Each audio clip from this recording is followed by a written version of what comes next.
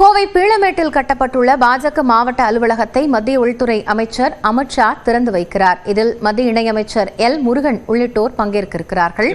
கூடுதல் விவரங்களோடு செய்தியாளர் குருசாமி இணைந்திருக்கிறார். அவரோடு பேசலாம்.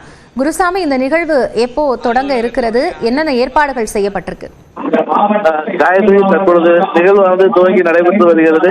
மத்திய உள்துறை அமைச்சர் அமித் ஷா தற்பொழுது பீளமேடு பகுதியில் புதிதாக கட்டப்பட்டிருக்கக்கூடிய பாரதிய ஜனதா கட்சி அலுவலகத்திற்கு வந்தார். பின்னர் கட்சி அலுவலக வளாகத்தில் இருக்கக்கூடிய கொடிக்கம்பத்தில் பாரதிய ஜனதா கட்சியின் கொடியை ஏற்றி வைத்து அந்த வளாகத்தில் இருக்கக்கூடிய நடராஜர் சிலையை குவித்த பின்னர் அங்கிருந்த பசுமாட்டுக்கு அகட்டிக்கீரையை கொடுத்த பின்னர் அங்கு பாரதிய ஜனதா கட்சி அலுவலகத்தை தற்போது திறந்து வைத்திருக்கிறார்.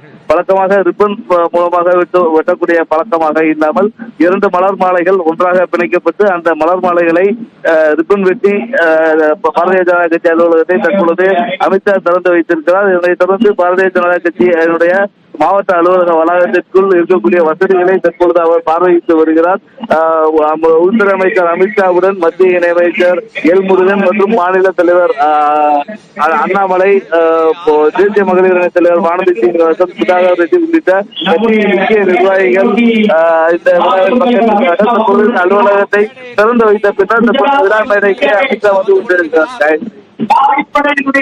குருசாமி, கோவையில இருக்கக்கூடிய இந்த பாஜக மாவட்ட அலுவலக திறப்பு அப்படிங்கிறது எந்த அளவிற்கு பாஜகவிற்கு முக்கியத்துவம் வாய்ந்த ஒரு விஷயமாக பார்க்கப்படுகிறது தற்போதைய அரசியல் சூழலில்? தற்போதைய அரசியல் சூழலில் இந்த அலுவலகம் வந்து முக்கியமான ஒன்றாக பார்க்கப்படுகிறது.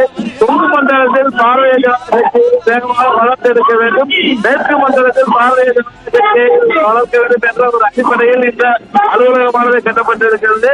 இதனுடைய ஒரு பகுதியாகவே இந்த அலுவலகம் ஒரு முக்கியத்துவம் வாய்ந்த ஒன்றாக கருதப்படுகிறது. காயத்ரி, இந்த நிகழ்வில் இப்போ அமித்ஷா வந்து பேசுவதற்கு வாய்ப்பு இருக்கிறதா? இன்று அவருக்கு இருக்கக்கூடிய மற்ற நிகழ்வுகள் என்னென்ன? தற்போது விழா மேடைக்கு அமித் ஷா வந்திருக்கார். விழா மேடையில் இந்த பாரதிய ஜனதா கட்சி நிர்வாகிகள் மத்தியில் அமித் ஷா பேசுகிறார்.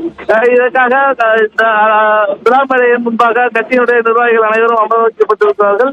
இந்த விழா நிகழ்ச்சியில் அமித்ஷாவுடன் பாரதிய ஜனதா கட்சியின் முக்கிய நிர்வாகிகள் அனைவருமே பங்கேற்கிறார்கள். இதனைத் தொடர்ந்து மகா சிவராத்திரியில் நடக்கக்கூடிய கீதா யோகா மையத்தில் நடக்கக்கூடிய மகா சிவராத்திரி விழாவிலும் அமித்ஷா பங்கேற்க இருக்கிறார். காயத்ரி,